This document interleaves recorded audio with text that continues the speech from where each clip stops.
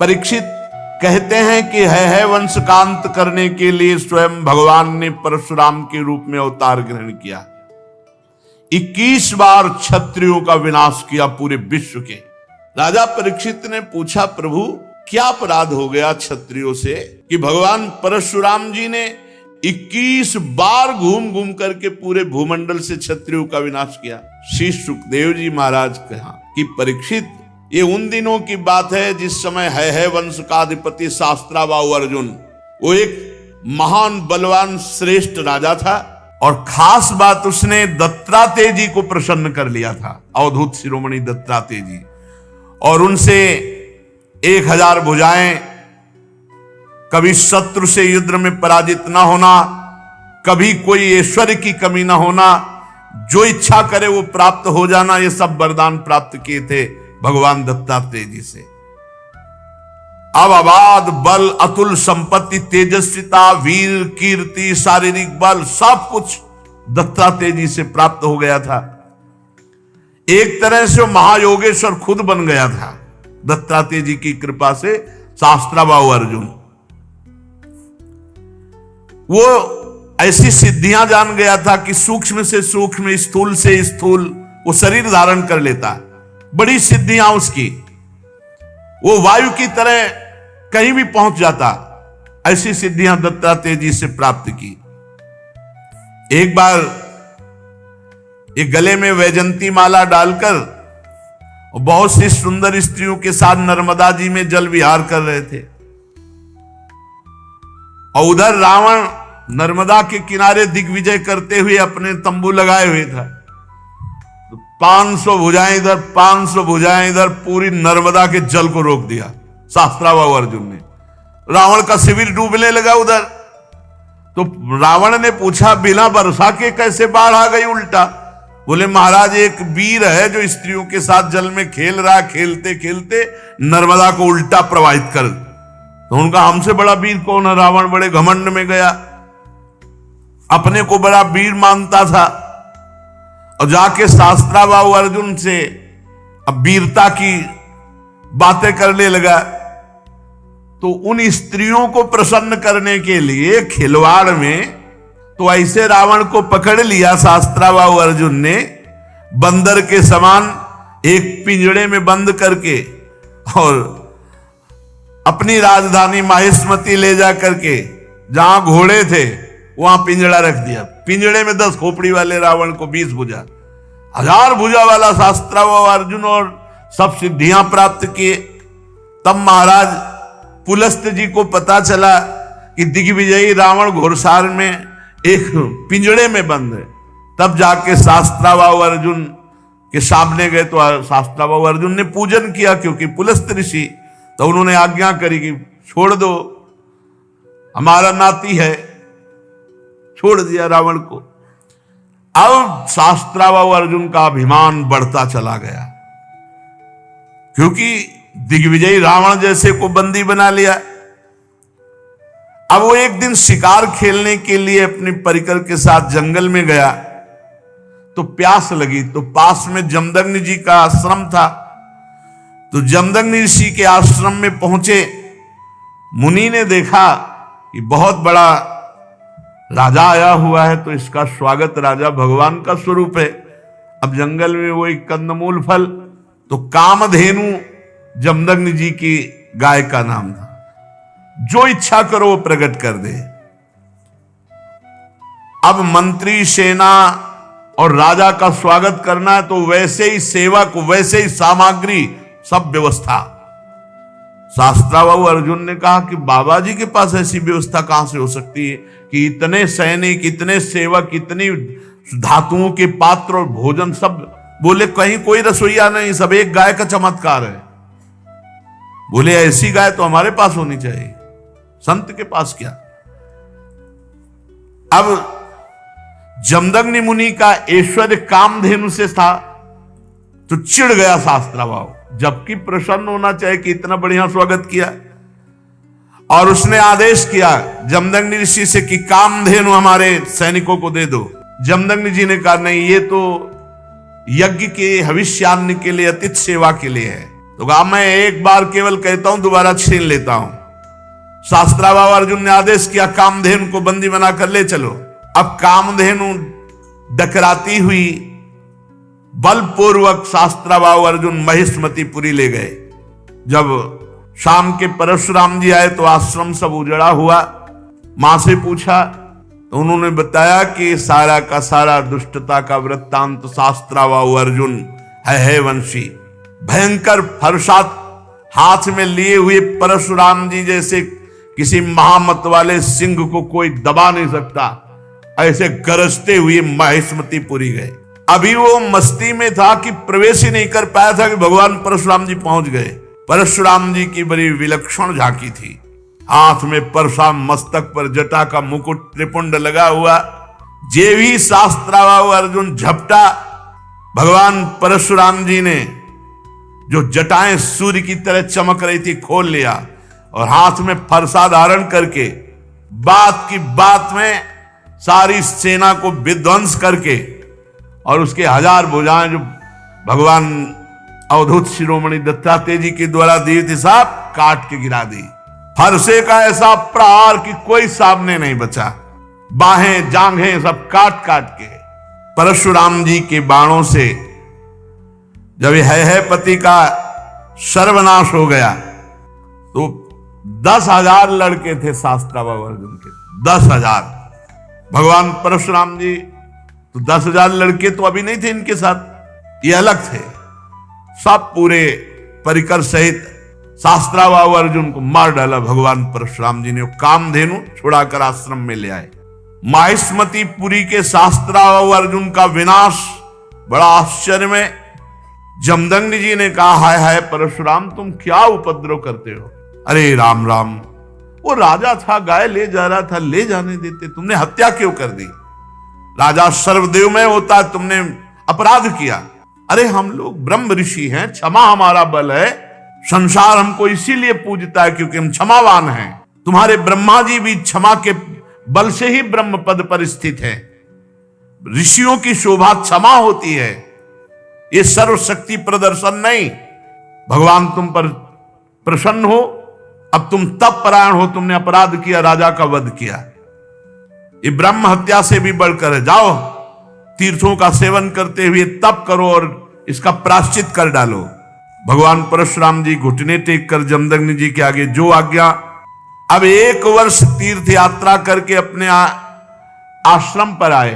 परशुराम जी की माता रेणुका गंगा तट पर संध्या के लिए गंगा जल आदि लेने गई थी। वहां एक गलती हो गई माता जी से। आज सत्संग में कहा, नेत्र वाणी कान संभाल के नहीं अपराध बन सकता किसी से भी। तो वहां गंधर्वराज चित्ररथ अप्सराओं के साथ जल विहार कर रहा था। गंधर्वराज के जल विहार करते समय अंग प्रत्यंग और अप्सराओं की वो क्रीड़ा माता जी कुछ क्षण देखती रही। अच्छा लगा, बस कोई कामना नहीं हुई, कोई मलिनता नहीं आई, बस देखती रही, अच्छा लगा। और भूल गई कि संध्या का समय पतिदेव तर्पण आदि के लिए इसमें लिखा हुआ है कि उनका मन गंधर्वराजम क्रीडंतम मत्सरोभिर पश्यत, अच्छा लगा। विलोकयंती क्रीडंत मुदकार्थम नदीम गताहा, उनका मन खिंच गया चित्ररथ की इस अप्सराओं से केल। कहा जमदग्नि जी का एकांतिक भजन में स्वभाव, और माताजी ने जब चित्ररथ गंधर्व की केली देखी अप्सराओं से तो अच्छा लगा। बस ये संध्या का समय बीत गया। भगवान जमदग्नि जी इंतजार कर रहे हैं, ऐसा कैसे हो गया कि संध्या की अवहेलना हो गई और अभी तक रेणुका जल लेकर नहीं आई। अब जे ही होश आया जमदग्नि ऋषि को, भयभीत हो गई कि अब तो भारी अपराध बन गया। वो महर्षि के सामने आई है, गंगा जल का कलश रखा, हाथ जोड़कर खड़ी हो गई। जमदग्नि मुनि ने कहा मैं देख रहा था तुम्हारा मन चित्ररथ गंधर्व की केली देखने में खिंच गया। तुम अपराधी हो, पापिनी हो, तुम एक ब्रह्म ऋषि की पत्नी होकर ऐसा कैसे देखा? इसका दंड है मृत्यु। ऐसा कठोर शासन।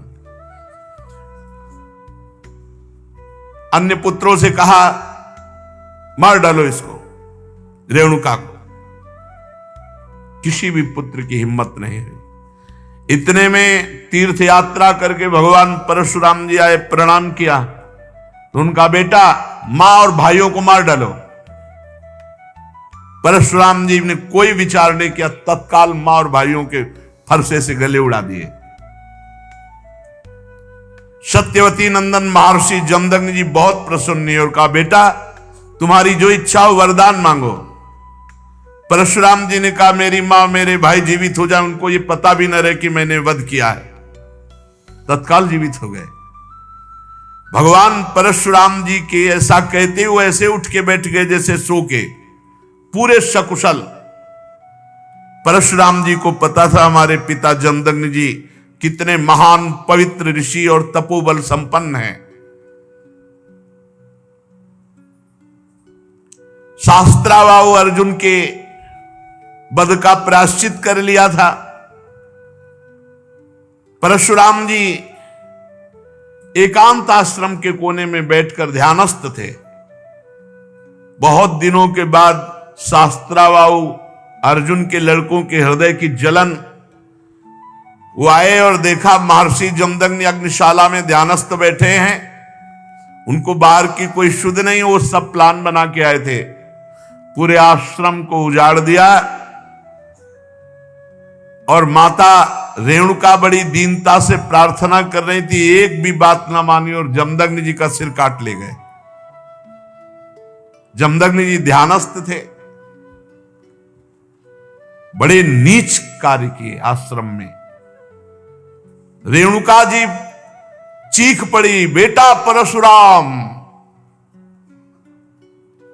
ध्यानस्थ थे भगवान परशुराम जी। उनका मां का करुण क्रंदन, भागे फरसा लेकर। जब नजदीक आए तो देखा जमदग्नि जी का सर काट ले गए। परशुराम जी को अत्यंत क्रोध। माता से कहा कि बिलाप मत करो, वीर पुत्रों की मां बिलाप नहीं करती। आज मैं प्रण करता हूं कि विश्व में क्षत्रियों का संहार कर डालूंगा, एक भी क्षत्रिय विश्व में नहीं रहेगा। अभी पीछे जो आप चरित्र सुन रहे थे उनमें एक घाघरा के नीचे माई के बालक क्षत्रिय छुपा लिया गया था। वो क्या उनका नाम विस्मरण हो रहा, जंघा में के पास छुपा लिया था, वही केवल बचा था। उसी से क्षत्रिय वंश चला, पीछे चर्चा में भी आया था। भगवान परशुराम जी ने भगवान शंकर का स्मरण करके संकल्प लिया कि विश्व में क्षत्रिय नहीं रहने देंगे। परशुराम जी माहेश्मतीपुरी में गए और 10,000 पुत्रों के अलग अलग सर काट करके रख दिए और पूरे नगर का विनाश कर दिया। भारी पर्वत ऐसे सिर का मुंड ऐसे इकट्ठा कर दिए काट काट के, और कहते जाते ब्रह्मघाती तुम्हारा विनाश परशुराम करेगा। रक्त की नदी बहा दी, इतने काटे। जो राजा थे, क्षत्रिय थे, ब्राह्मण द्रोही क्षत्रियों का हृदय कांप उठा। भगवान वर्तमान में जो क्षत्रिय असुर स्वभाव वाले हो गए थे उनके विनाश के लिए ही प्रकट हुए थे। इसलिए अपने पिता जमदग्नि के वध का निमित्त बनाकर 21 बार, एक बार घूम के काट डाला, फिर 2 बार घूम के, 21 बार पूरे विश्व में घूम करके 5 तालाब समंत पंचक में रक्त के बना दिए काट काट के। और फिर अपने पिता का सर जो सुरक्षित रखा हुआ था माता के पास, जोड़ा और पुनः जीवित कर दिया। पहले 21 बार क्षत्रियों का विनाश किया, फिर अपने पिता का सर ला के जोड़ा। और फिर बाद में सबके प्रायश्चित के लिए यज्ञ की और 7 दिशाएं जीत करके ब्रह्म ऋषियों को दान कर दी। इसके बाद यज्ञांत स्नान किया और समस्त पापों से मुक्त होकर मेघ रहित सूर्य के समान तेजस्वी परशुराम जी जमदग्नि जी को स्मृति रूप संकल्प में शरीर की प्राप्ति हुई। भगवान परशुराम जी से सम्मानित होकर उस सप्त ऋषियों के मंडल में 7वें ऋषि होकर आज भी विराजमान है। परीक्षित कमल लोचन जमदग्नि नंदन भगवान श्री हरि परशुराम बन करके आए और क्षत्रियों का विनाश करके जगत का मंगल किया। आज भी भगवान परशुराम जी विराजमान है महेंद्राचल पर्वत पर बड़े शांत स्वरूप। सिद्ध गंधर्व चारण उनके चरित्रों का गान करते हैं। सर्वशक्तिमान विश्वात्मा भगवान श्री हरि जब राम रूप में अवतार लिए और जब धनुष भंग हुआ तो अजगौ का खंडन सुनकर परशुराम जी के हृदय में क्षोभ हुआ कि फिर कोई क्षत्रिय ऐसा पैदा हुआ, क्योंकि वो सब विनाश लीला करके शांत। कौन ऐसा पैदा हो गया जो हमारे गुरु का अजगौ खंडन कर दिया। अब ध्यान के द्वारा, वहां फोन से तो मतलब नहीं, ध्यान के द्वारा देखा, बोले विदेहराज जनक की नगरी मिथिला पहुंच गए। इनके चलने से ही पृथ्वी कांपती थी। देख ले कि परशुराम जी आ रहे तो मतलब जितने भाग पाए नहीं, चरणों में लौट जाते थे अपने बाप बाबा का नाम लेते हुए। ऐसा सहजे चितवन मनोह रिसाने, ऐसे देख लिए तो समझ गए हमारी आयु पूरी हो गई। कोई भी हो, ऐसा रुद्र रूप भगवान परशुराम का। पिता सहित नाम लेकर सब दंडवत प्रणाम। महाराज जनक भी सब सीता जी को लाके, विश्वामित्र जी राम लक्ष्मण को लाके दंडवत कराई। भगवान परशुराम ने कहा, जनक, इस सभा में कौन ऐसा है जो हमारे गुरु भगवान शंकर के अजगौ का खंडन करने वाला है। सारी सभा उसको छोड़कर अलग हो जाए या वो सभा को छोड़कर अलग हो जाए, नहीं, अभी सारी सभा मारी जाएगी। अब तो कोई उनके ये थोड़ी था कि केवल भाषण ही दे रहे हो। उन्होंने 21 बार क्षत्रियों का, पूरी जनकपुरी में हाहाकार मच गया। जानकी जी को एकांत लेकर उनकी माता रोने लगी, सब बन गया था, बिगड़ गया, नहीं तो बढ़िया बन गया था। अजगौ खंडन हो गया, राम जी के साथ सिया जी का ब्याह। बाहर उलरे चलाए दे रहे थे परशुराम जी। लक्ष्मण जी ने कहा, महाराज थोड़ा शांति धारण करो। शांति, ऋषि का स्वरूप शांत, घोर वेश धारण किए हुए हो, कैसे बार बार, ये ऋषियों की मर्यादा। अरे ये किसका लड़का है, हमको समझा रहा है। परशुराम जी हमको समझा रहा है, हमारा गीत न विश्वामित्र जी का बता दो हम कौन है। अरे लक्ष्मण जी ने कहा, गुरु जी के बताने की जरूरत नहीं, आप कई बार बता चुके हो। आपने तो अपने मुख से कई बार बताया कि आपने फरसा से क्षत्रियों को काटा, ये वो खूब बता चुके हो। महाराज, यहां कुमड़ बतिया को नाही, जे तर्जनी देख मर जाही। ये बार बार उलरो मत, गुस्सा मत दिखाओ। यहां कुम्हड़ा की बतिया नहीं कि तुम्हारी तर्जनी उंगली देखने से हम, महाराज हम रघुवंशी हैं। जहां परशुराम जी का क्रोध बढ़ता वहां राम जी आगे आ जाते, हाथ जोड़कर विनय करने लगते। तब उन्होंने कहा, पहला फरसा तुम्हारे चलेगा। राम जी से कहा कि पहला, क्योंकि जब हमको क्रोध आता है, ये छोटा राजकुमार क्रोध दिलाता है, इसको तो समझाते नहीं और हमसे विनय करते हो, और हमें लगता है कि तुम्ही ने अजगौ खंडन किया है। राम जी ने कहा, हां, आपका कोई दास, निज दास, वही ऐसा करने के साहस कर सकता है। अरे दास तो सेवा करता है, स्वामी के प्रति अपराध नहीं करता है।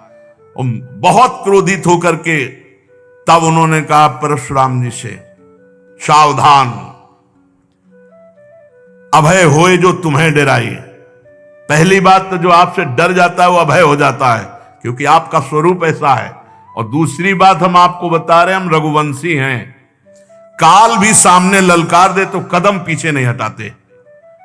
भगवान श्री राम के गंभीर वचन जे ही कान में पड़े वो आंख में आंख मिलाई तो थर्रा गए परशुराम जी और कहा, एक हमारा संशय निवृत्त करो, इस धनुष पे प्रत्यंचा चढ़ा दो, बस मेरे हृदय में कुछ संशय हो गया। ऐसे ही जेव ही लेने को हुए से धनुष आ गया, खिलवाड़ में चाप चढ़ा दी। तो उनका भगवान श्री हरि के सारंग धनुष पर चाप केवल श्री हरि चढ़ा सकते हैं। आप श्री हरि हैं, आप हमारे भगवान हैं और भगवान के चरणों में झुके। और उस दिन जो चाप चढ़ा तो भगवान श्री राम ने कहा, आपकी आयु को नष्ट कर दे या आपके तप को नष्ट कर दे, क्योंकि बाण व्यर्थ नहीं जाएगा। तो उनका, प्रभु हम तो आपके आश्रित हैं, तप को नष्ट कर दीजिए जिसे हम पुनः कर सकते हैं, लेकिन आयु और अंतर्ध्यान शक्ति आदि को नाश मत कीजिए। भगवान ने परशुराम जी के तप को लक्ष्य बनाकर बेधा। उस दिन से आज भी शांत स्वभाव से बिना किसी को मारे काटे भगवान महेंद्राचल पर्वत पर विराजमान है। अगर आपको यह वीडियो पसंद आई हो तो इस वीडियो को लाइक करें और मेरे चैनल को सब्सक्राइब करें। आगे आने वाले समय में ऐसी ही और भी वीडियोस में अपलोड करूंगा। अपना कीमती समय देने के लिए धन्यवाद।